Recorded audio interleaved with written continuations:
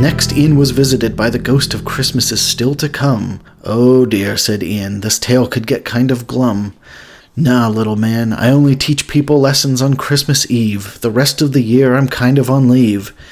This year my mom said I could have a dog if I can take care of a pet, but do you have any songs about the kind I should get? I want it to be hearty and I want it to be slow." Ian stroked his chin and said, I might know."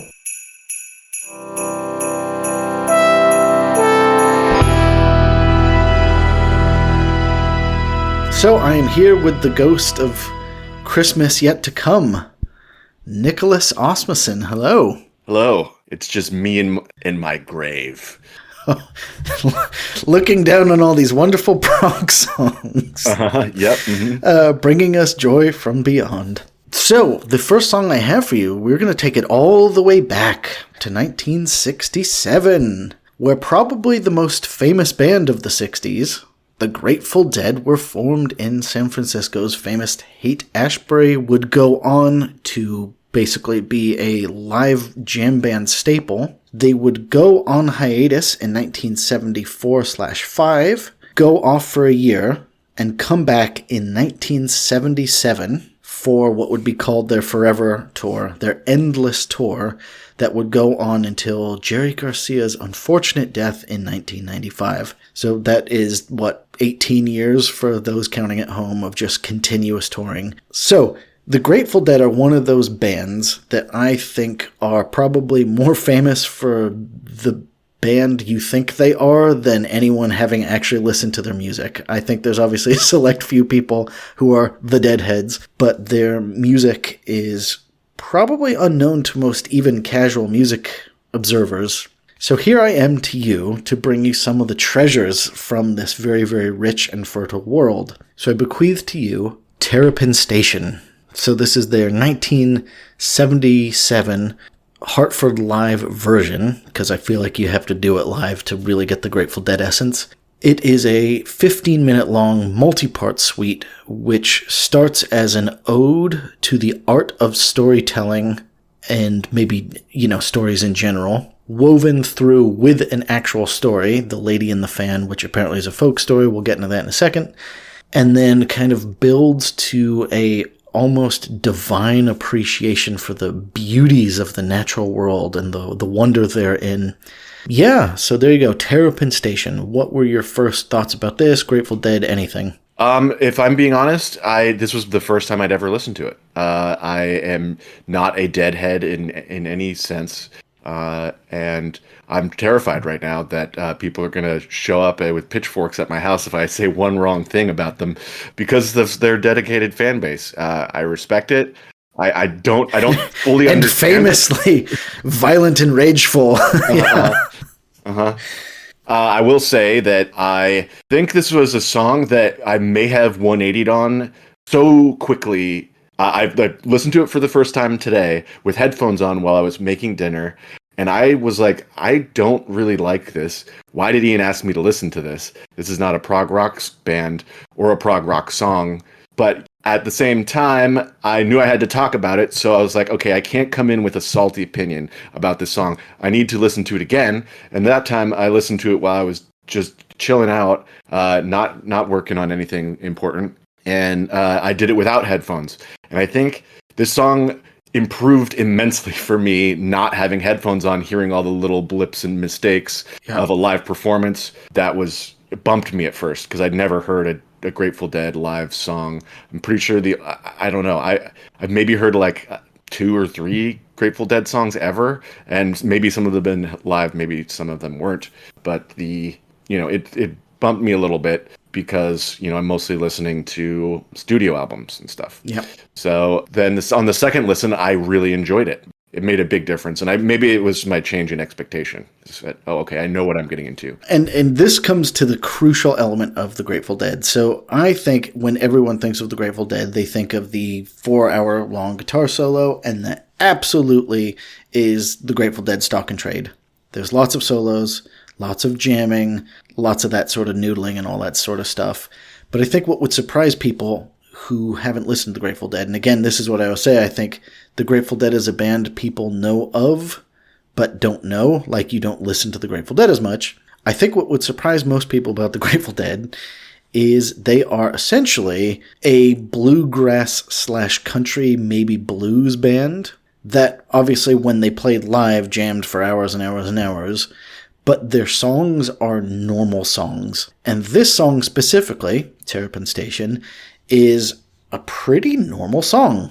And I think, obviously it's 15 minutes and it's 8 parts or whatever, but it's not like so ridiculously just, endless guitar solo and another endless guitar solo, but could conceivably be a Paul McCartney suite. So the first half is just the kind of folk song. It's almost a story. And then there's kind of a lot of weird little snapshots about nature and reconnecting with nature maybe. But, it's full sentences, it's normal song-like imagery, and I'd say it's really beautiful melodies. It's not endless jamming. Personally, I think I broke up the song into 3 parts. You've got... Okay. It's when there's discrete changes in the, flow of the song. You've got the first part, which is, very piano heavy, and I love the guitar riff. That guitar riff is really cool at the beginning, and that it comes back later on at the end. Then you've got the middle part, which is where it kind of changes to like a death row. There should be a band called Death Row Tull, and it's a metal cover band of Jethro Tull. Yeah, it's very Death Row. I can't. Oh my god. Jethro Tull style middle part, where there's a lot of staccato, sharp unison bits, accentuation of individual beats. And then the end is like kind of just a slow instrumental build that has, a Jerry Garcia, like probably for the history of the band, probably a brief solo to take it out. Yeah. I could be out over my skis here when I say that. But I liked it from beginning to end. And I'm glad I gave it a second shot because I was going to come in here salty. But now you came in here sweet. But we'll talk about the essence of the song now. So the first part is the kind of the main essence of the song. And that is a pretty clear Jerry Garcia and, his longtime lyricist, Robert Hunter, are recounting the English folk tale, The Lady and the Fan, which apparently is this English folk song. I had never heard it outside of the context of this song, but it's about a lady throwing a fan into a lion's den, and a knight/suitor has to go retrieve it or whatever. And that's all fine, but the song isn't really about the narrative, it's about the telling of the story. And I kind of loved the meta aspect. So it starts off with the, come hear my tale, kind of exhortation to the audience. And then throughout that part, he's telling bits from the tale itself about the lady and the lion's den and all that sort of stuff, weaving it with him being a storyteller by the metaphorical campfire. And I loved the meta storytelling. Yeah, it's like when the beginning of The Princess Bride, when the son and the grandpa start opening the fantasy tale, and you already know you're in a movie.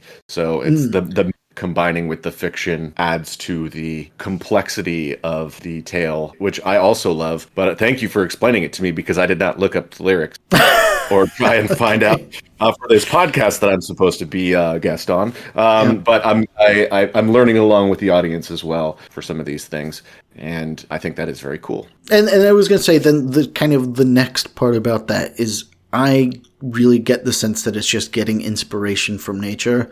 So he's kind of painting what I perceived to be desert scenes of the crickets and cicadas sing a rare and different tune, but like he's out, the spiral light of Venus, all this sort of stuff. There's this imagery of being out in a vast openness of America, and that's what the Grateful Dead is truly they are an Americana band that just happen to have 80-minute solos and all that sort of stuff. But like I can hear the gas station, the dive bar, and then also the restaurant at the end of the universe, Hitchhiker's Guide to the Galaxy style, just that like looking out at that vast open vista. Mm-hmm. Yeah. It's very evocative imagery. And it's interesting that you say that they're Americana band, because when I think of the Grateful Dead, I don't think of that. Well, and I guess this is what I was getting about, like the legend of the Grateful Dead is the psychedelic thing. And that wasn't really them. They were singing like Americana tunes. And I'd say, probably the greatest hits of all time are Casey Jones, which is just an American folktale about a train driver who has to make a fateful decision, and Ripples and Truckin', which are kind of like cosmic road songs, but again, very evocative of traveling across America. Yeah, if you think about it, for this commitment to endlessly tour, is they must have been like the only band that liked to be on the road, because almost every band that I've heard of hates being on the road. Usually it's the reason why a band will break up is because you're spending all of your time with the same 6 people, and you're put under stress that you're not normally put under in a familiar living space like your home or your friend's home. I mean, I think, so this is now the true Tao of the Grateful Dead, the true essence of them, is to both of those points, it wasn't just the 6, 7, how many ever people in any given time in the band. It was a touring circus of like 80 to 100 people who were roadies. All the wives and children came with them. Like, it was a moving city. And then also, I think they're one of the few bands as well, because touring wasn't just like, the Rolling Stones, oh, we're doing the 40th anniversary tour. Like, let's set up, 20 days and go do that. That was a fantastic Mick Jagger impression. But it's not just that. I think the Grateful Dead touring is a whole different thing. So I'd be willing to bet that in some of the states they rolled up into, their concerts were like the 4th largest city in any given state. Because you legitimately would have the carnival, and I think they had, 50,000 people in some of these stadiums, and then 50,000 people outside of the stadiums. And I think suddenly you've got a community, like literally a community that goes on tour. And so I think their tour is so unlike most of the other bands' tours. And also, I think it creates its own momentum, because obviously there's the handful of people in the band in the center of the whole thing. But like, how can you, as Jerry Garcia or any of them, like, have the guts to pull the plug on what's essentially a city? Yeah. And then also, obviously, then within this, the spiritual satisfaction of getting to jam every night and stuff. But I was going to say, I think to bring it back to this song, were you surprised at how normal of a song it was? You know what? I guess I was surprised there wasn't as much guitar soloing, and I was surprised that it was a lot of more melodically based, and that there wasn't self-indulgent keyboard solos and just various flashes of what I thought Grateful Dead was, which is just a bunch of noodling. And having it very almost compartmentalized into 3 separate songs of the suite was something that I wasn't expecting. But I guess it didn't surprise me, though. Yep. Oh, okay. Like, this is something that the Grateful Dead can do. I imagine every other song is just a noodling solo. It's just this one's not, that kind of thing. Yeah, and actually, I was going to say, to be fair to this song, this is specifically designed to be an orchestral suite.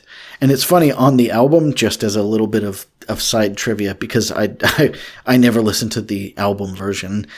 On the album, they actually orchestrate it, and it sounds really weird. And it's not bad, it's just that Grateful Dead are the 6-ish people in the band. On the album, suddenly you're like, oh, why is there a full orchestra going on? It's in the context of Grateful Dead, actually ridiculously jarring. Yeah. So, I mean, did you hear the connective tissue of this? I think the fact that obviously it's done live means that all of the instruments stay the same throughout.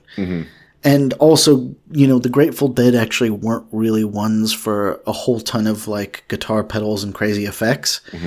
So I actually think it gives it a cohesion that's quite enjoyable. That's exactly what I was going to say, is I like it when bands, mostly for live performances, is when they don't go super hard into their pedal setups and are relying on what is essentially effects to make your songs interesting. Your song should already be interesting, and the effects should be just the seasoning on top that take it over the edge. Yeah. As a chef, seasoning is essential. You should always have seasoning. So same thing. Also, before we move on too much, so one final point about the lyrics, the Terrapin. So the Terrapin, I don't know what he's doing at a station. What do you think the Terrapin station is? Well, the only kind of mythological turtles I've encountered is from Terry Pratchett's Discworld. If you're familiar, it's the world is situated as a disc on the back of a Giant turtle. Turtle swimming through the astral sea. And I was going to say, I think that's feeding into and out of like 1,000 myths. So, Yes. turtles are actually sacred in, I think, pretty much every culture, like Shinto, Hindu, tons of Native American cultures. Even I think ancient Egyptian have turtle myths. And I think it's, for obvious reasons, they're a pretty weird looking animal, A. Mm-hmm. I guess probably more importantly, they live a long time. I guess I should have led with that. Yeah. Fucking weird little faces. Look at this little weirdo. 150. But I think so. Longevity. They're pretty slow, and they've got a cool shell. I think is pretty weird for terrestrial and sometimes sea-based animals. And so I think, the terrapin out there in the desert being 150 years old, being as old as the hills and as wise as the hills and all that sort of stuff, I don't think there's a specific mythology that they're singing about here. I think it's just the general, the mystique of nature. Mm-hmm. So that's all I had for Terrapin Station. Mm.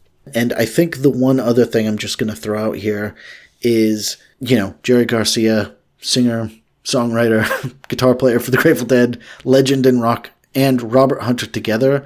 I think some of their songs are some of the best ever in rock. I think Robert Hunter just has such a way with words. I feel like you can just dive in and swim in his lyrics. And I think he just does such a good thing of kind of both earthy but mystical. And I think, I don't know, he lives in that way. For all of the uninitiated like me, what live show or series of songs from different live shows would you recommend as a primer for the Grateful Dead? I'm sure this one's on there. So I'm going to give you the top 5 Grateful Dead jams. Gotcha. I got my pen and paper out right now. Pen and paper out. So their top 5 jams of all time are Dark Star, and you can pick literally any Dark Star you want. So Dark Star is I've heard of that probably their most famous, jam. It would go off into 20 minutes at a time. There, in fact, is a whole double album where they cut together every freaking Dark Star ever recorded and mixed it together in some crazy 5-hour bajillion jam. Whatever. Dark Star is just I want to know what this whole Grateful Dead jamming scene is. Fine. Then I'd say Casey Jones. I don't have, again, a specific recording in mind, but Casey Jones is probably their most famous, I'll call it a pop song. Okay. Then Cornell 1977, Fire on the Mountain, is the best blending ever of their jamming and their normal songcraft. Okay. Then I am going to say St. Stephen / The 11. Okay, that is another one that I've heard.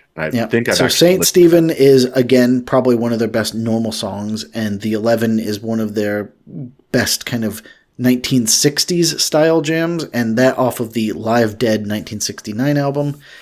And then we'll round it off with Mountain Dew. Really? Off of their Europe 72 live album, is probably, again, one of their best, normal songs. I beseech thee, listen to your Grateful Dead. Okay. And then, if you guys ask for it at home, we'll do a special one-off. And Nick right here, right now, is swearing.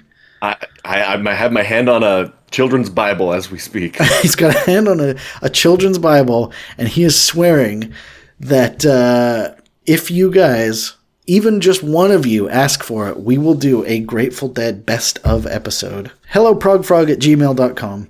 But, shall we go to the next one? So this one, I think, is a gift from both of us to you at home. We rewind all the way back to 1967, where Pink Floyd had just released Piper at the Gates of Dawn. As we talked about right after that, they would unfortunately lose their frontman Syd Barrett. They would release 1968's Saucerful of Secrets, another psychedelic explosion.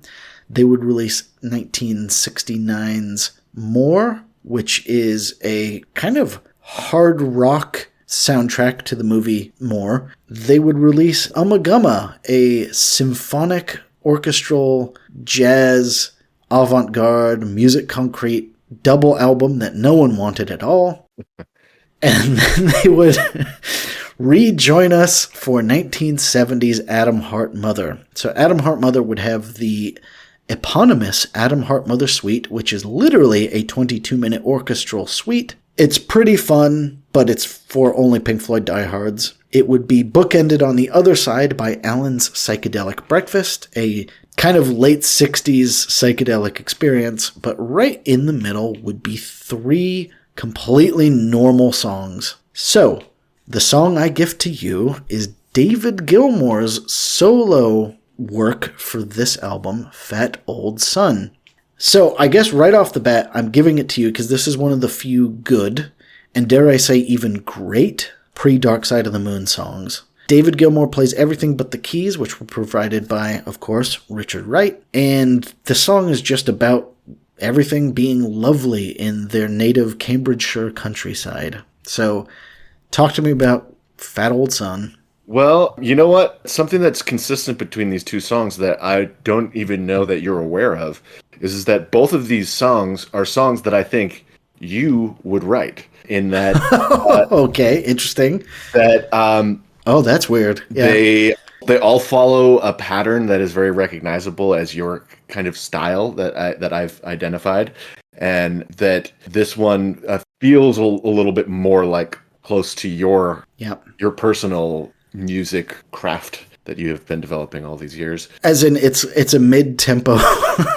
It's a mid-tempo song. It's a mid-tempo song that starts with some acoustic and then it adds other elements throughout. Okay. Yeah. Even though I know you don't do a lot of that, the other hallmarks of the, only major chords for the verse, mostly minor chords. And maybe you don't do it intentionally when you do. Yeah, no, but this is I'm haunted. The only part that doesn't necessarily match your style is the extra third tag at the end of each chorus where he says, sing to me, sing to me. The going straight up with the hard minor chords for just like a little tag that are out of the key is something that I imagine that you would do, but I don't know if that would be. This isn't an assessment of a comparison of your songs. I was gonna say I feel like I'm on the musical psychologist's couch, but it's very interesting. David Gilmour rarely gets as much of a time to shine after Dark Side. This is David Gilmour at unbridled and just running naked out in the fields of Cambridge. Of Cambridgeshire. Yeah. Well, I was going to say, I think that's quite interesting. So for context, the other 2 songs on this is Roger Waters' If, which is kind of a pastoral song, and then Richard Wright's Summer of 68, I want to say. Forget which 60s it is, but Summer of 68. And again, that's a lazing in the grass thing. So it's interesting. I think it's their kind of the last gasp of them talking about just being kids, playing groovy music and hanging out. Because the next album after this will be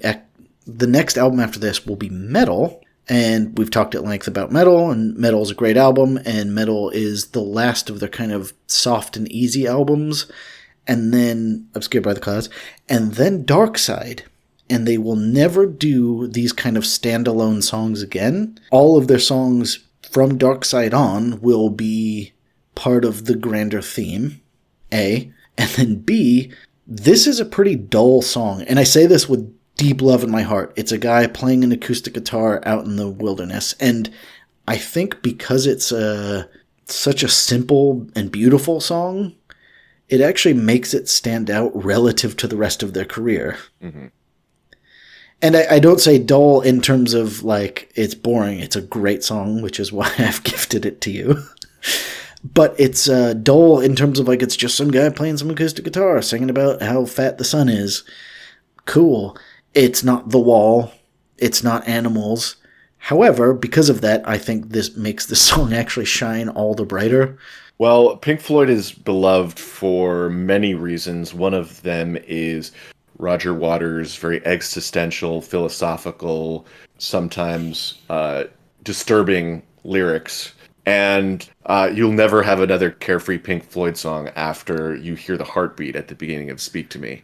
Yeah, so that's them saying, fuck you. Yeah. Like, you're in for a cold and chilly ride. Exactly. Yeah. So this was fun. It sounded like David Gilmour was having his take at maybe a Beatles-style song. Yeah. I'll give that to you. I could imagine if it was at a slightly higher tempo and if you added more harmonies and really leaned into the mellotron, then it would be like, oh, this is a Beatles song. Like, yep. Like that perfect, like 1966, 67. It would have fit well on the, like, any of the albums that surround Sgt. Pepper's. Yeah. I enjoyed it. I forgot about this song. I forget sometimes that Pink Floyd has a huge back catalog before you even get to Dark Side. So, this one was enjoyable, quite enjoyable. I'm going to throw one last thing at you. So you say Beatles, and yet it does have a certain Floyd something or other. What do you think that is? Floyd something or other, I think, comes from David Gilmour's voice, because he's got like a breathiness and a almost light vocal performance to everything that he does, whereas like Paul can vary how his vocal performances are because he's so talented, and he's just got an ear for the different ways he wants to sing for any given song. But David's pretty consistent. And I mean that in a good way. And his vocal harmonies with Rick Wright are so buttery smooth. It's some of the fantastic. Best. Yeah. Now, what I was going to say, I really like, this is an unbelievably uneven era, this being between Piper at the Gates of Dawn and Dark Side of the Moon. Mm-hmm. However, I think if you like Pink Floyd, it's fun to go venture these depths a little bit to find some of these hidden gems, because they're such a, obviously, talented band that they hit on some good songs on occasion in this era, and it's very fun to hear. So, as I want to do, I will ask you, Ian, is what do you think Pink Floyd's legacy would have been if they stopped playing after metal? Legacy would have been if they stopped playing after metal. I think it would have been the story of, Syd Barrett, the genius, and then his band couldn't keep it going after him. Yeah.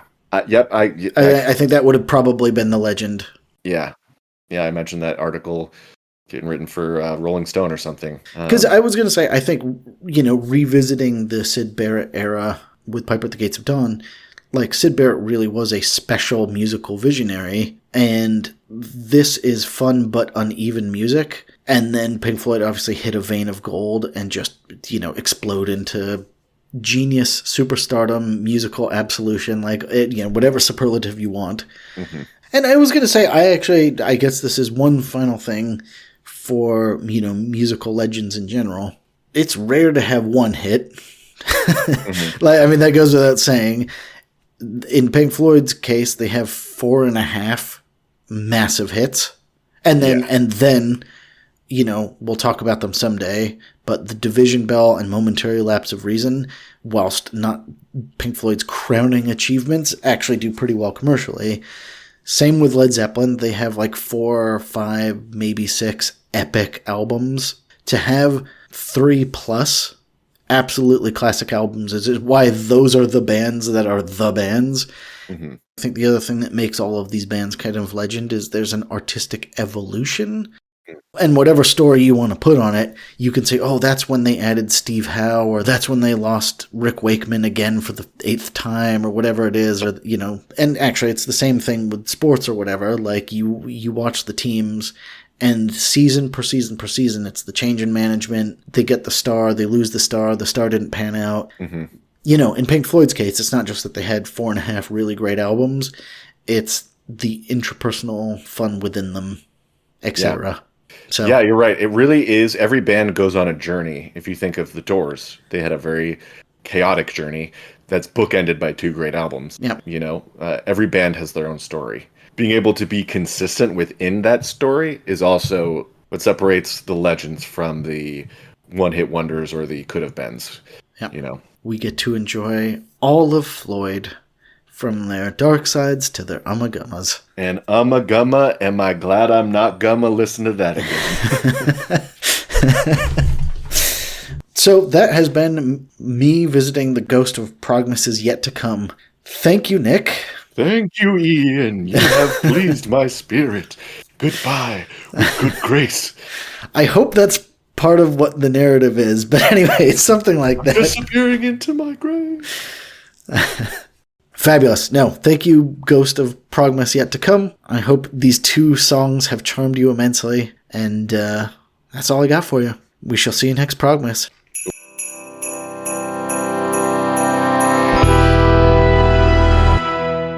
Next, he traveled back to the window of Tiny Mang's residence, whose life had been saved by the previous night's events. The whole house was tinseled and was twinkling and shiny.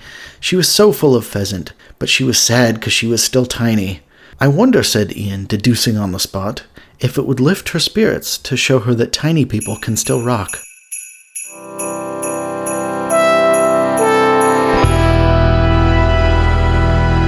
So, Merry Progmas. I'm here with Tiny Mang. Hello. I'm 164. You're spiritually 6'4". So we are here to discuss the Lord of Metal, the Nightingale of Rock, the man with the largest power-to-weight ratio in all of music, Ronnie James Dio. I think that's exactly what he was introduced to for getting to Rock and Roll Hall of Fame. I mean, I should hope so. So the as we say, he is the Lord of Metal. He's got an iconic voice. I think it was him, really, above all else, that added the fantasy element into metal. And it's maybe easy to forget that fantasy is not necessarily integral to metal, because now I think of it as one of the load-bearing walls of the genre. So we will start our journey with the arc of Dio's career. And then we'll probably get into two of the highlighted songs along this journey. So Ronnie James Dio, late of the boogie rock band Elf, would jump in on a session for Ritchie Blackmore, late of the rock band Deep Purple, for his first solo album. But the story that I've heard from a random documentary I watched, I think that was when Deep Purple was touring in the States. Elf opened for them, and then Blackmore at that point he was already drifted and wanted to do something else, and he was kind of impressed by the Elf, and then he practically signed himself into Elf and changed it to a different band, and then ditched the Deep Purple. That's a version I heard. Yeah, and I was going to say you could tell that there was a musical affinity of sorts, and it goes to show because that reformed band would go on to become either Ritchie Blackmore's Rainbow or just Rainbow. So they would do that for a while, and then Dio would join Black Sabbath for a hot second in the 1980s with Heaven and Hell, replacing the kind of washed out Ozzy Osbourne, who was on his own journey at this point. And this is obviously a rightful metal classic. Absolutely. It's one of my early time faves. Yeah, and I was going to say, I think it changed the sound of Black Sabbath, because obviously Ozzy Black Sabbath is kind of the classic Sabbath, the Sabbath we all know and love. Yeah, but he's very different though. Like, I understand why it took some Sabbath fan a lot of time to adapt and learn to appreciate the Dio version of Sabbath. Dio has just got such a good guy halo. He doesn't have the craziness. The Ozzy's, like heroin halo. Absolutely. No, and I think that's a lot of, Ozzy's thing was Ozzy was a frankly a ne'er-do-well, and also had that kind of grungy, dirty voice to prove it. And Dio's the exact opposite, where I think Dio is a little angel, and he's got a soaring pipes. But he was starting to develop this kind of fantastical imagery. I think he really obviously liked fantasy, and he brought that to Sabbath. And obviously Sabbath were known for kind of their satanic / apocalyptic imagery.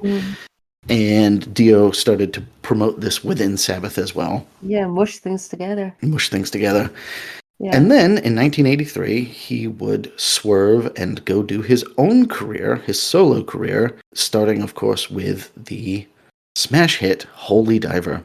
So, rewinding all the way to the beginning of this arc, we are going to start with Catch the Rainbow by Rainbow. Oh, dear. So, my feeling about Dio in general, and actually this actually dogs him through a lot of his career, I don't feel like this was his band, and I could see that there was a lot of fun jamming. Yeah, it's interesting though. I can't believe how, and I've said this actually a few times so far this Progmas, I can't believe how cheap and shitty this sounds. Again, relative to what's in my head, because it's such a soaring, amazing song. Oh, I'm actually glad you said that. They do better on in the live shows for this song. But yeah, I can understand that when they were recording this album, they were still trying to get used to each other. Yeah. Yeah, but they do have a lot of hits in their first album, despite lacking production. And I would say that was maybe one of those things is I think they had obviously like a spiritual chemistry. They just needed to come together, musically. And I think they were maybe, even though I don't think I wouldn't have called them a supergroup, I think maybe there's a supergroup energy. And I think when everyone's at different points in their career, maybe there's an imbalance in the force. Yeah. And I think the other problem, and this is the problem I do think that dogs Dio throughout his career, his voice is so full of personality, it's actually kind of hard to just parachute him in. Yeah, he's an icon. Yeah, and he's not really a shrieker, which is interesting. In my mind, I imagine him shrieking kind of, Robert Plant or Bruce Dickinson style. Yeah, I sometimes think he's like an outcast of the new wave of British heavy metal, that face. Yeah, that kind of like, Yeah. 1980s style British heavy metal. Yeah. Yeah. The one final little thing about the music, just because it charmed me immensely, the song just starts as a pretty much a redo of Little Wing. Obviously, it builds a lot later, and it becomes power ballad. Yeah, I mean this is probably one of his strong points in power ballads because of his voice. Yeah, that he can start to soar. Yeah, and he does need strong guitars to back up his voice. Yeah, and then even in Sabbath, I think there is another similar take called "All the Fools Sail Away." It's the same thing, but it's with different guitarists. Like a slow burn to a mighty finish. It reminds me of a good wasabi. Okay. Yeah. Nice. Yeah. Yeah, it makes you cry. Yeah, tingling at the beginning and then you're crying by the end. Yep. Yeah. Anyway. Yeah. And I guess we'll come to the fantasy now. What do you think the song is about? So Catch the Rainbow. This well, based on the lyrics, I think it's the first verse says that a lady has a romantic evening with a barn boy, and then the barn boy then fantasized that he could run away with her. But then, like the lyric says, "Catch the rainbow," which I googled. It means, as a foreigner, it means to waste time trying to obtain something unattainable. Yeah. And then he goes on with "Life is not a wheel with chains made of steel," and it is still starts to sound a bit misty and unsure. And then finally, reality hits him when he repeatedly singing English. From the dawn. From the dawn. Yeah, so that's when the reality hits. So maybe he was trying to refer to his own experience with the lady, or he's trying to like achieve something great, but it slips away. Actually, that's full of way more pathos than I had really gotten from the song, but that really improves the song in my eyes. That an unachievable fantasy, switching in the mid there to, well, maybe I could achieve it, and then the cold, hard reality of Dio screaming in your ear, "Come the dawn." Come dawn. Yeah. Yeah. No, I was going to say, I very much enjoy this era of Dio. I very much enjoy this album. There's a lot of raw material there. Mm-hmm. And they take it to the next level. Yep, they take it to the next level. And I think Dio needed to go off and be with a tried and tested band like Black Sabbath, which he would do after this era, to really sharpen that sound, figure out what he wanted out of music, and then he reformed into his solo act, Dio as Dio. And this is now Dio Unfiltered with Rainbow in the Dark. He's got such a good eye. Sorry. Oh yeah, and and this is the thing, is he actually gets to kind of form this band. He's not being attached to something else. And the first thing I notice about this song, this is 1983 off of Holy Diver. Holy guacamole, his voice has improved. Yeah, he unleashed.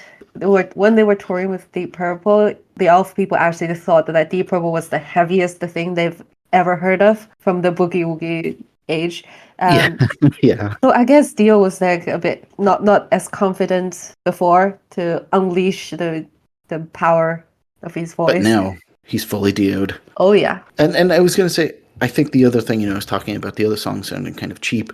This era, obviously, they he's a proven element, so I think he probably gets production money. But man, the guitar tone rocks so much harder and works so much better with his voice. Yeah. He's got a really good eye for hired guns, especially guitar players.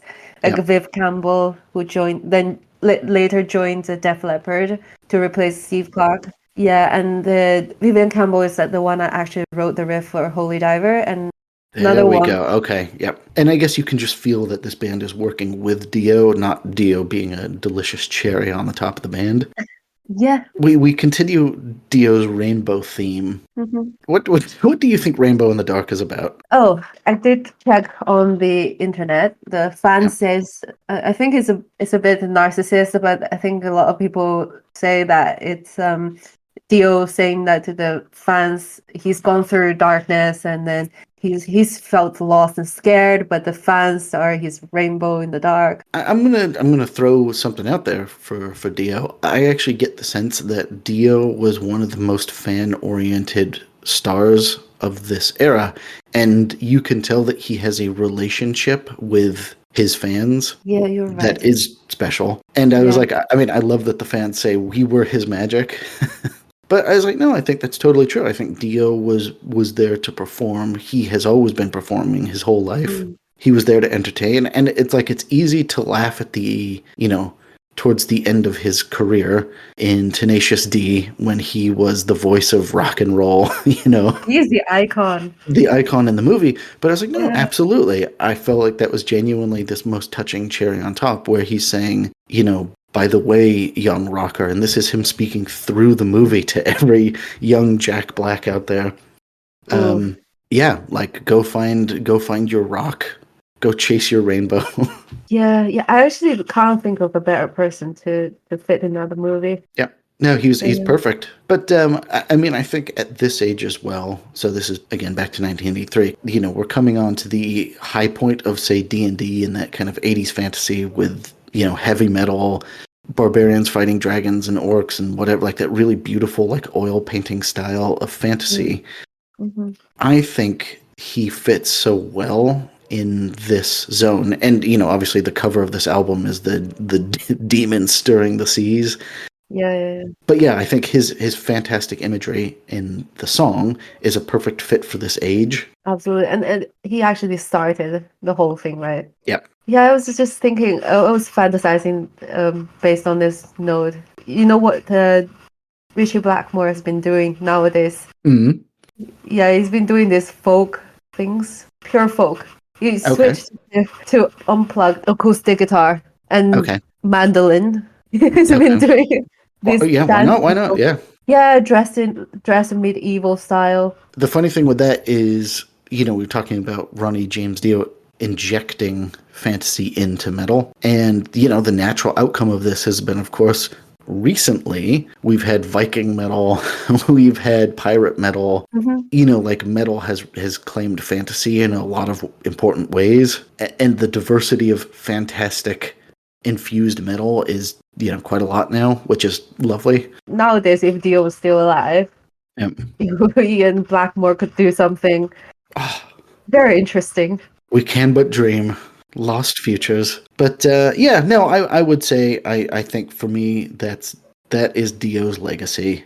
So I think he had all of the kind of sweet fantasy elements of Iron Maiden, less of the Satan of mainstream metal. But I think he's just a very warm and positive soul, which I've always loved. Oh yeah, it's so encouraging. And he's I relate to him in the way as he grew up as a good boy. But with a rebellious heart. Yeah. He loved reading. That's where the fantasy came from. Yeah. Yes. I was the same kid. I grew up in a good neighborhood, but I always want to rebel. And rebel as in sing songs about rainbows? Only if I had the talent. Which I don't. I have a damn weak voice. We can all dream to be as talented as Dio. So, there you go. Yeah. That's all I got for you this Merry Progmas. Well, that's amazing. Thank you. There you go. Thank you for coming in. I shall see you again next Progmas, I guess. I'll see you throughout the year as well. Yes, at least for Progmas. At least next Progmas. Okay, for now, that's me signing off. Merry Progmas to you. Merry Progmas.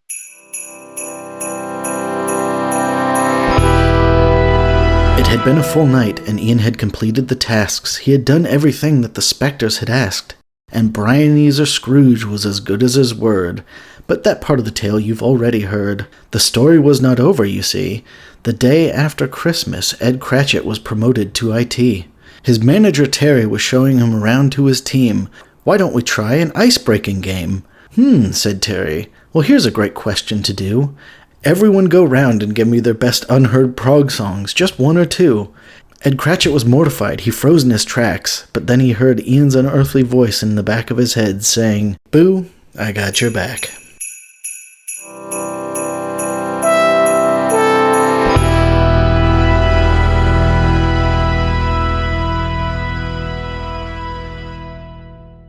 So, Merry Progmas, Senor Ed. Hello. Buongiorno.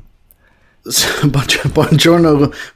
So the first song I have picked for you, we go back to 1974. So when we last left Yes, they had just done Close to the Edge. And we do have an episode about their next album, their 1973's From Tales from Topographic Oceans, a massive prog monstrosity we'll talk about the beginning of next year, after which Rick Wakeman, their legendary keyboardist, would leave, and Patrick Moraz would take over, and he brought more of a fusion jazz element than classical, and that led them into their 1974 album, Relayer.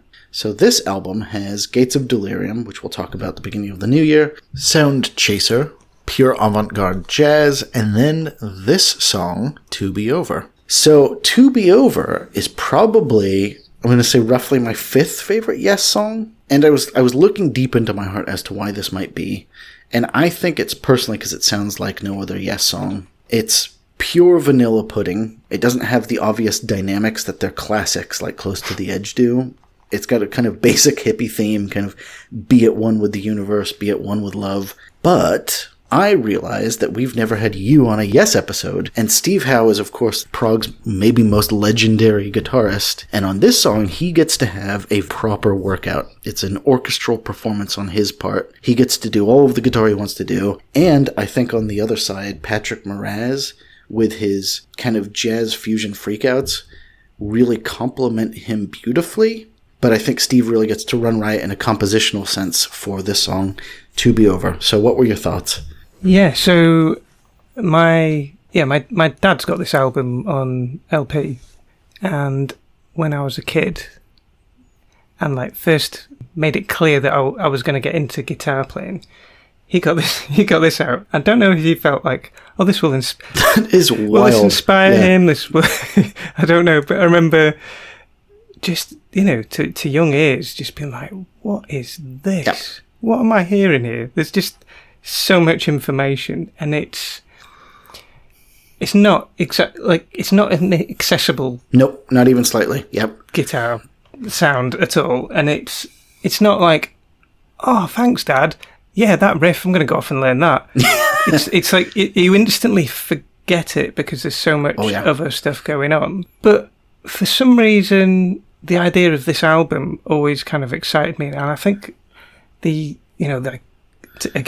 a child, if you look at the album cover, it's like it's this kind of fantasy land, chilly cave landscape. Yeah, it's like like the Silk Road on an alien planet, maybe. Yeah. And I just remember opening the cover and just being like, "What is going on here?" And it's, but yeah, it'd be the one that would get put on in the house. That is of the Yes albums. So wild of an origin story for this song. It's weird, isn't it, for a child to hear that? And they were really into like Rick Wakeman as well. So they had the Rick Wakeman albums, the solo stuff, like the Queens of Henry VIII and stuff like that. And this is the one that doesn't have Rick Wakeman on it. Yeah. And personally, I think it's better for that. Now, like the track before this is that, like jazz freakout you described, and that's what I think of when you say, what's Yes like? Wow. Interesting. Yeah, and I don't think Yes fans would say it that way, but I think it's to do with what you hear growing up. Yeah. But yeah, like, you know, you hear that song, so Sound Chaser, and then Pair it with this. Yeah. yeah, it's like you've taken the Mad Acid Jazzmen and you've like injected them, Like sedated them. yeah, just administered some class, and I feel like this song's like it takes you back, because it's like, can I just like sort of describe to the audience like the song as in like a kind of Yeah. a descriptive way, like it's basically got this intro that's like an orchestra of like sitar, synth, and then you've got like this sort of fat envelope filtered bass that's in there too. Yeah. It's kind of Christmassy. You've got like these twinkling kind of glockenspiel sounds in there, and you're there thinking, like, based on the previous song, you know, where's this going to go? Probably somewhere mad. But no, it's like you've got this beautiful layered and doubled vocal line that's absolutely phenomenal. On first hearing, I say first hearing, and sort of rehearing this with like an adult's ear, I'm like, I don't remember there being songs like this on this album. Yeah. I haven't heard this album in a long time, and I do not remember hearing songs like this existing. I mean, I think there's almost not songs like this on any other Yes album, which I think is part of like the sticking point for me is like, as you say, you know, we've had the sitar intro, then we come to this kind of beautiful sailing down the river imagery, very flowing melody. As you say, it's like doubled or tripled vocals. No, it kind of reminds me of something that Paul McCartney might do in his solo stuff. Yeah. Kind of pastoral. But the intro and then going into this, yeah. it's like it's got more of a classical orchestra feel about it. Even though pairing a sitar with a synthesizer is not the norm, it's a really like, it's a wise use of those instruments. You don't go, well, this and this always go together. Yeah. It sounds like this and that sounds like that. We're familiar with those sounds. We're going to put them together. Well orchestrated. It's gorgeously orchestrated. Yeah. It's again, it's classy. They know what they're doing. It is classy. Yeah. But it's like, this is a 7th album. Is that right?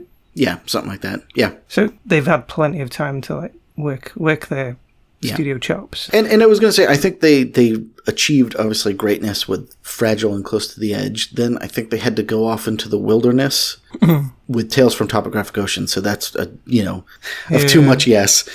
And then this album, I think they kind of came back down to earth a little bit. And this is the thing, yeah. So they're doing the clever stuff that you're not expecting, like the sitar and the synth. And this is just the intro. But like once the singing has come in, this is where I'm quite taken aback by it, in that they're starting to use more of the sort of songwriter palette that you'd expect from the band.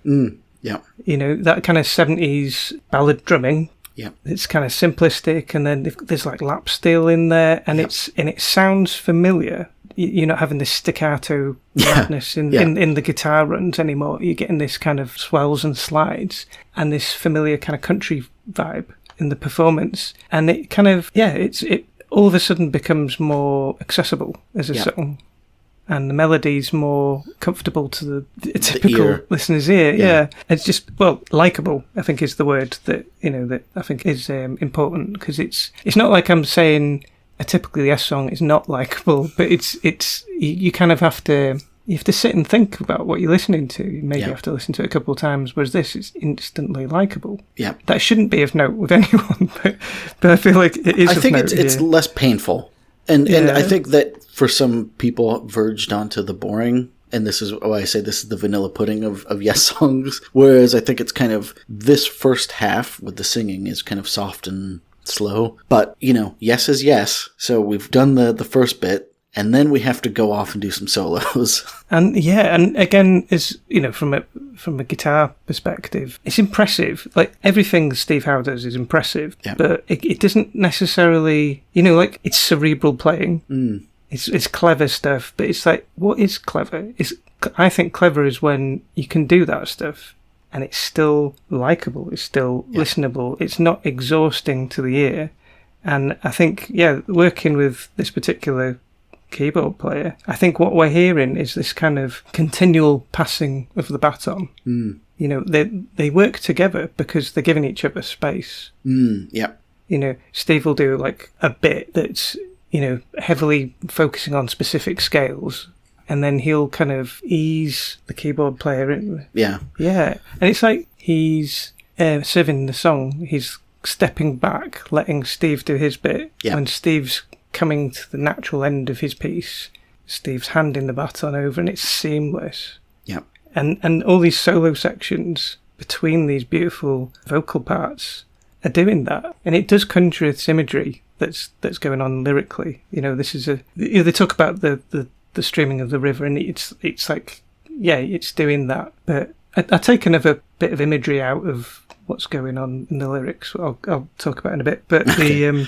but I'm feeling the river thing Yeah. musically. Yeah. You do feel that, musically. Yep. Yeah, not necessarily lyrically, but musically, yes. And yeah, I think there's these two guys working together in this partnership. I think it's surprising me how tastefully they do it. It's a partnership of virtuosity that's impressive, but still musical and accessible. Yeah. Those are words that I wouldn't normally use to describe. Yes. Certainly in Yes's self-described like jazz fusion phase. Like we should be out in the wilderness, and I think that's why this song again sticks out. It's very easy to love. It's reminded me of Paul McCartney in his solo stuff. It's reminded me of The Band, which is very Americana. Yeah. And like I was saying, that part with the lap still first kicks in, that particular type of melody and the vocal layering and stuff. And I think the drums as well, the quite simplistic 70s ballad drums. That bit of the song, it's like, whoa. I'm transported to a very familiar place, and it's really nice as well, just nice to listen to. But then the later choir part, I think it kicks in about 6 minutes. Yeah. The childlike soul dreamer. That bit, like, that was, that reminded me of Tommy. Okay. That type of orchestral chorus. Yeah. Oh, it's interesting because they all three, so John Anderson, Chris Squire, and Steve Howe, sing in a harmony choir that kind of the second to last chorus, basically, and they sing the whole thing together. And it's interesting, it's not John with some other people harmonizing with him, it's all three of them singing it together. And again, Yes hasn't done this maybe since like Yours Is No Disgrace. It was kind of cashing the check that we all knew, Yes could write. But, I feel like that particular bit, that 6 minute choir bit, you think like, that's it, it's done now. And, it kind of, it just, you're off on some synth journey then. And it's, yes. Yeah. But it's like, it's a completely different flavour as well. So he's using more of those kind of fat sounds. Really kind of the aggressive bassy pads. The thing you think of when you're like, oh, like 70s synth. Yeah, and it's not what I was expecting, but it's powerful, and it kind of then takes you into like more of a classic rock place, but only for a bit. Like literally about a minute, and then off to that final choral ending. Which again is using the similar orchestration to the intro. Yep. And it's a full circle. You've got the sitar back in there with the synth as well. And it's like, this is clever. I'm not meaning to sound so surprised about Yes being clever. Or accessible or easy to listen to. But I really am taken back by it on this song.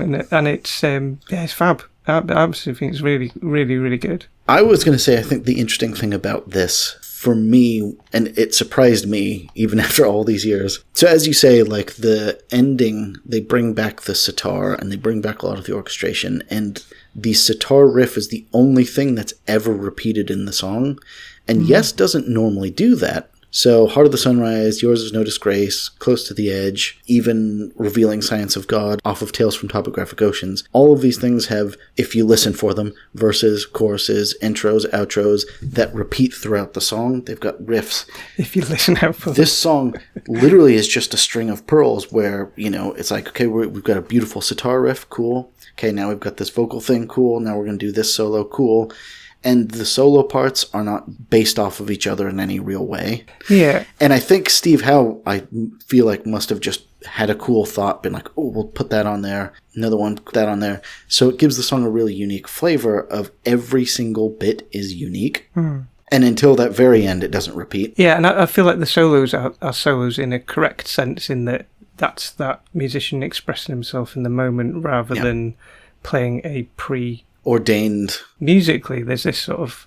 you do have this feel of like sailing down a river, but it's deeper than that, and the lyrics are quite profound. Yeah. What are you hearing in the lyrics? So I've read how they wrote the song together, and it was, they got this first line about, we go sailing down calming streams, drifting endlessly by the bridge, to be over, we'll see, to be over. Like, that's kind of where that first bit is where the idea starts. And yeah, like, musically, it carries on down that vein.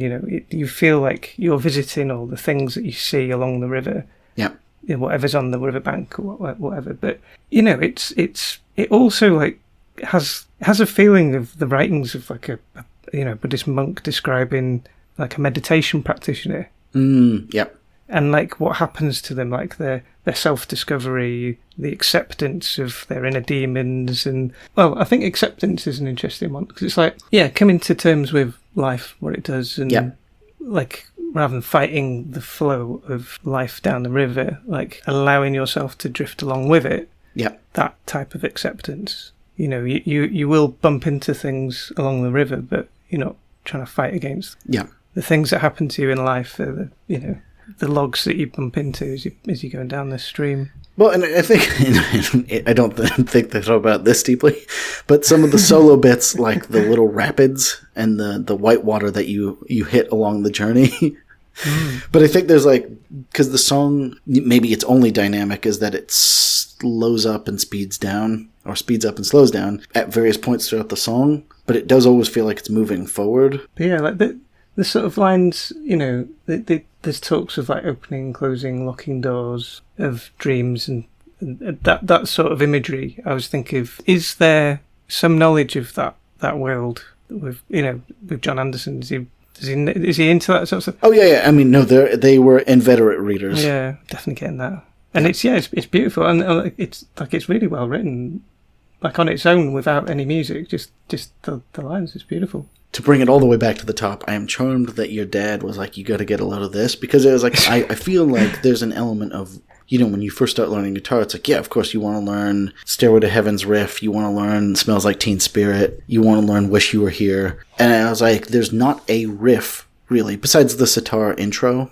there's not a riff ever in the song that you can just hang your hat on. However, like, there's, when you listen, the depth and the detail, I feel like it's a song actually you could come back to over and over throughout your guitar journey and find a new bit. And I was like, I was listening to this just last night, and I was like, wow, I didn't even hear his guitar run in the second verse there. Like, wow, I can't believe I've missed that all these years. There's a lot of information in there. There's a lot of detail. Yeah.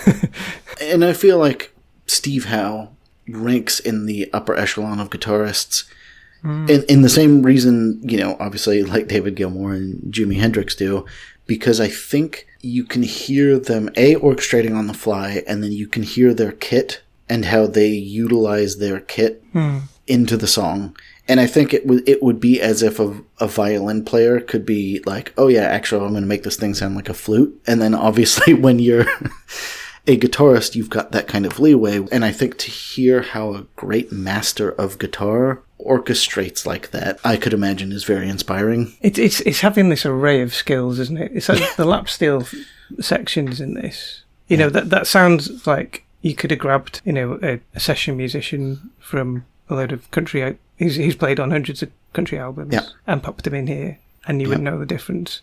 Like, he sounds like he's done loads of the lap steel, and it's a very different skill. Yeah, but it sounds so convincing to my ears, anyway. No, I think that was his first musical love, is that kind of Chet Atkins country style guitar, and I think that comes through quite a bit in Yes's music when they really let Steve off the hook, off the chain. It's beautiful. There you go. So that was To Be Over. Gorgeous. Absolutely gorgeous. But we rewind in Steve Howe's life 8 years earlier to the swinging 60s of London. So Steve Howe, before he was in Yes, was in a bunch of just like kind of scenish club bands in the swinging 60s. So they were Bodast, Tomorrow, The In Crowd, Syndicats, Anyways, they went by many names, but this song that I'm about to give you is by Tomorrow, and it is their song from 1966, Am I Glad to See You? So Tomorrow was a band who, if known at all, is known for My White Bicycle, a pretty 1967-ish British psychedelic song. It came out, it was a hit single, but the album came out later in 1968, and by Steve's own admission, he says they missed the boat on that kind of psychedelic 67 sound. And it might actually have the ring of truth, because they cover Strawberry Fields, in fact, and the whole album feels very Magical Mystery Tour and Piper at the Gates of Dawn, like right in the heart of the summer of 67. But by the time they release Tomorrow's debut album, the Beatles are on the White Album.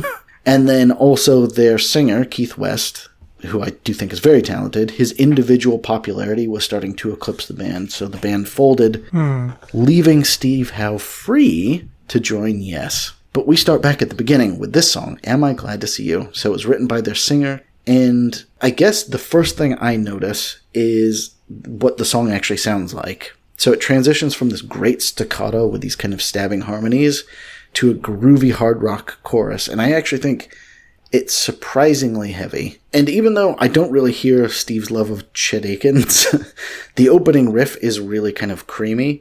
And I guess something I always think about with all this, because he's transcended time and space, this is the heart of Jimi Hendrix's music scene, London of 67. Like, Jimi Hendrix has almost arrived at these shores, and we are ready for this kind of acid rock thing, and this is when and where this is happening.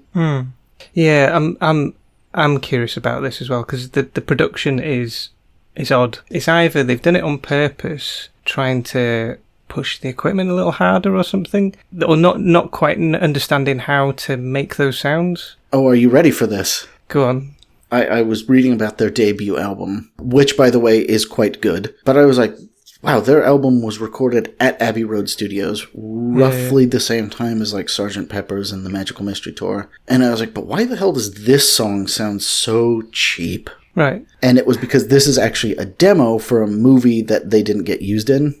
So this is before all of their stuff, because I was like, this is not an Abbey Road 1967 recording. And indeed, it's not. It's a demo. I couldn't even find it. Like when you first said the name of the song to look out for, I was like, I couldn't even find it. I was like, has he got the name wrong or something? Yep. But it was a hard song to find for some reason. Yep. In today's modern age, on the internet. No, and I was going to say, it's interesting. I don't even know where I heard this for the first time, because I remember, when you get into Yes, you're like, Steve Howe was in this band Tomorrow, so I remember listening to that album, and they've actually just remastered it and re-released it. It is quite a good album, but the songs before all of that, and again, I think just that Steve Howe pretends to be Jimi Hendrix is a fascinating world. Yeah. My first thought that went through my head is like, this is more from a soul kind of path. My tagline for this song is Northern Soul with a Limp, because it's like it's got the same sort of structure as a Northern Soul track, but it's not fast enough. Do you know what I mean?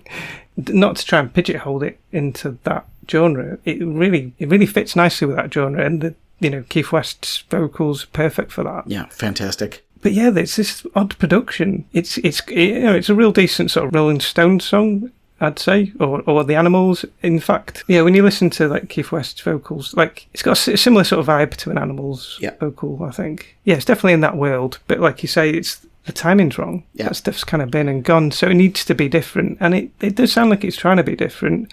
I think the stuff Howe's doing, he's doing like these sort of swells with the volume control. Yeah.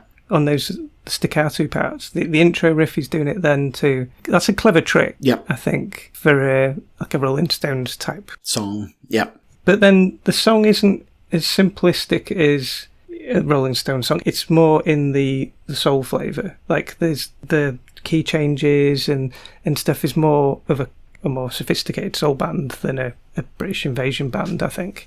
And there's sort of cool key changes and alternate sections. There's like middle 8 bits and other places to take rather than just doing another chorus. They go, oh, here's an alternate version of Yep. the middle eight.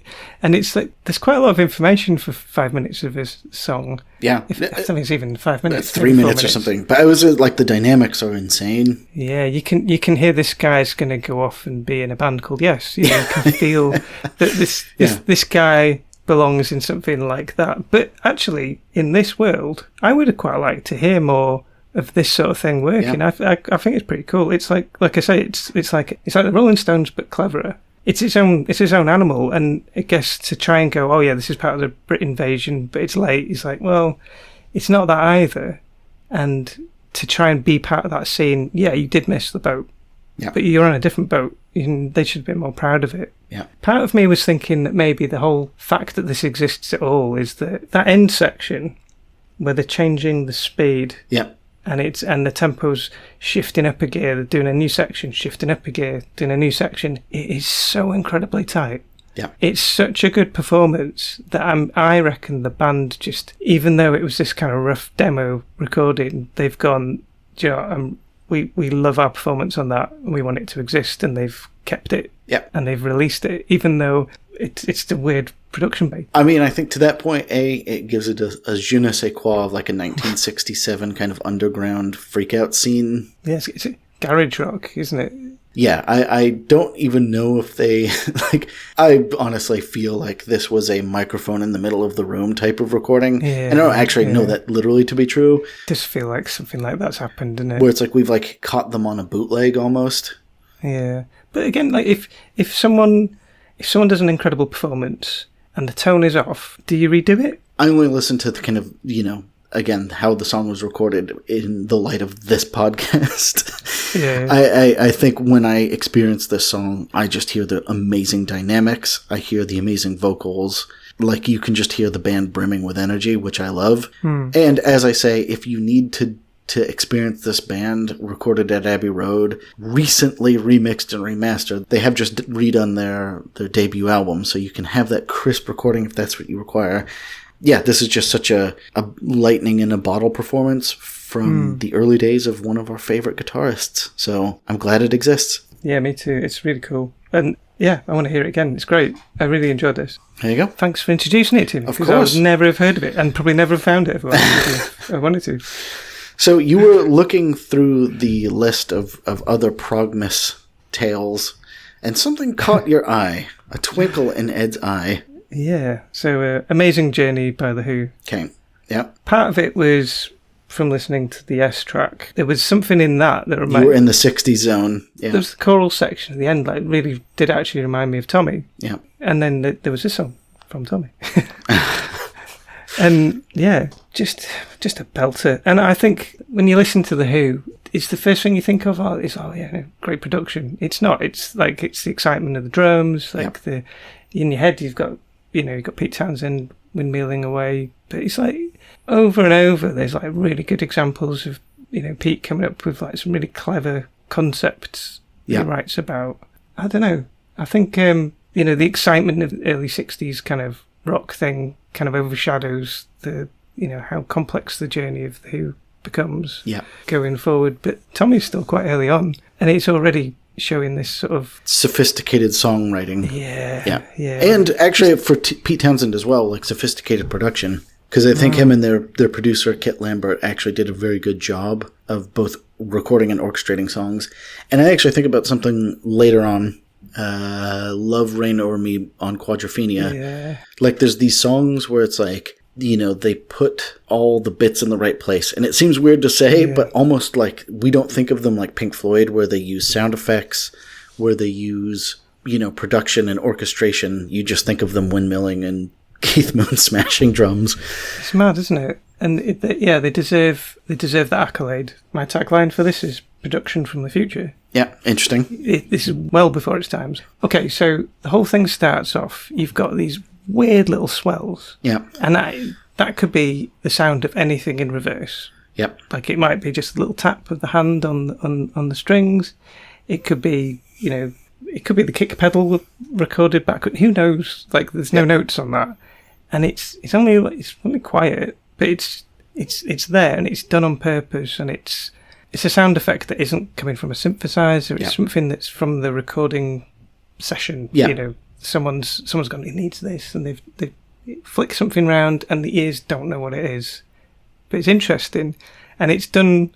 It's not like in your face. It's just this little thing that's like just in the background, and it complements what's going on. Yeah, you've got these sort of weird swells and reverse effects used. Like it's kind of everywhere, but it's done sparingly at the same time. It's clever and it's understated. Yeah. And I think that's kind of the theme of this song for me. Again, like there's loads of dynamics in the drums. So you've got one of the loudest bombastic drummers that exists in all history. Uh-oh. Still going for it. Yeah. But the way that it's recorded and compressed, I notice it on the fills, always with Kit Lambert production. He does these fills along the toms, because of the way it's compressed, it rumbles. And then he'll just go into like a little quiet bit, and the ears just accept it. You've got this massive dynamic range, and this occurs all the way through the song, you know, just gentle, gentle, gentle, and then just letting rip and just rolling around the kit, and then gentle, gentle, gentle. Yep. And it's because of the way it's compressed that way. And, you know, like I think all the best sounding bits of it's to do with that level of compression. Like like in modern production, this is why I say production of the future, like we use too much compression all the time on every instrument, and everything's kind of at the same volume.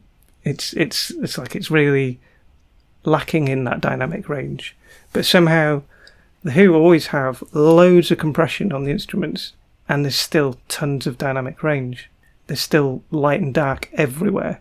It's just classily done, and there's a softness, there's a lightness there, even when there's this rattling around on the kit, and it's always the way with the Who, and I love it. I don't know how they make it just land so beautifully, but it does. I love the sound of that over the top compression on the acoustic guitar as well. Yeah, there's lots of that in there, and it again, it's something that kicks in kind of maybe after the second chorus. There's like a section there where it's more of the acoustic guitar, and it's the choice of compression that they're using is just it's really great. And I was going to say, I think that's actually the secret of Pete Townsend within the band, is he doesn't really play much guitar. He just strums a lot, leaving a ton of space for the, you know, obviously the gruesome twosome of John Entwistle on bass and Keith Moon on drums, and it's like they fill in so much. You are right. Note space, information space, and then Pete Townsend can kind of maintain the rhythm.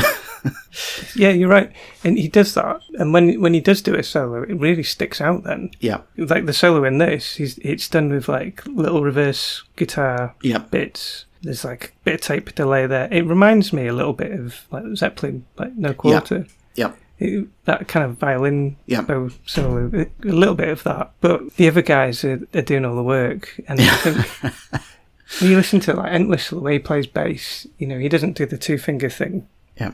It's a 3-finger thing. Yeah. So it's diddle-dum, diddle-dum, diddle-dum on every note. It's full, it's rich for a bass player. But he doesn't really stand out in this song.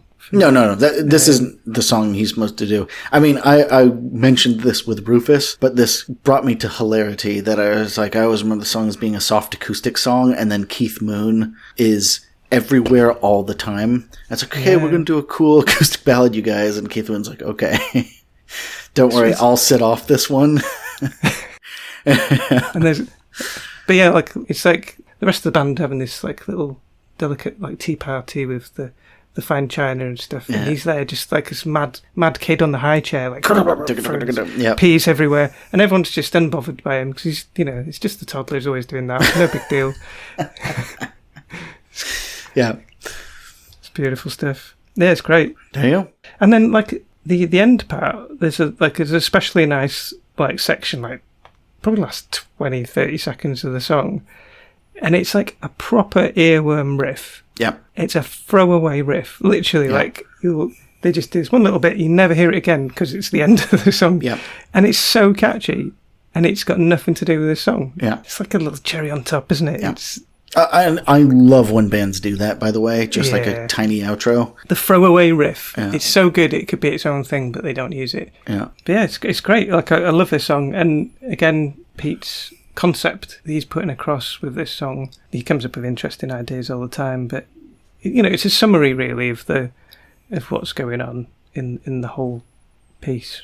Yeah. I think his whole idea he's putting across with Tommy is put across in this one song. Yeah. By losing these input signals or choosing to ignore input, your output is phenomenal. So he can become a pinball wizard. Not on purpose, but his focus, his outward focus is so strong that he's giving off these incredible leadership abilities somehow. People are seeing this in his eyes. His eyes are the eyes that transmit all they know. Sparkle, warm, crystalline glances to show that he is your leader and he is your guide. On the amazing journey, together we'll ride. Yep. The rhyming couplets are kind of cheesy, but it's he's summing up that idea. It's an interesting concept, isn't it? That we are better from the things that we omit, the unrequired information. Sure. Your level of attention is amplified by your level of focus and your ability to. Yeah, there's a few that I'd love to talk to you about again in the future. What a great track. What a great track. There you go. No, I saw your eye twinkle. So, anyways, that's been that. So that's a Progmas wrap. Cool. Beautiful. Merry Progmas to you. Feliz Progidad, as they say. Progadag. Anyways, and to all of you at home, Merry Progmas. Nadolig Cohen. That was Progmas in Welsh. Yeah.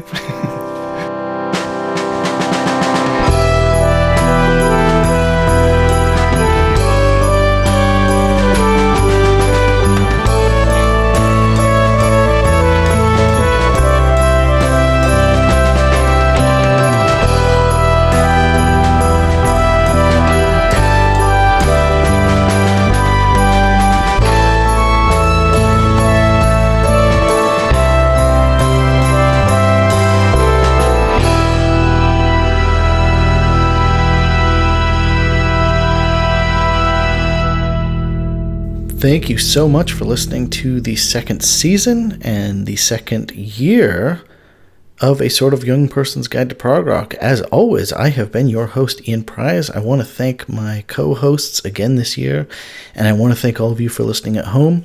As always, helloprogfrog@gmail.com if you got anything you want to say to us. Follow us on Instagram at progfrogpod. And I hope you all have a wonderful Progmas, and we will see you next year for more prog classics.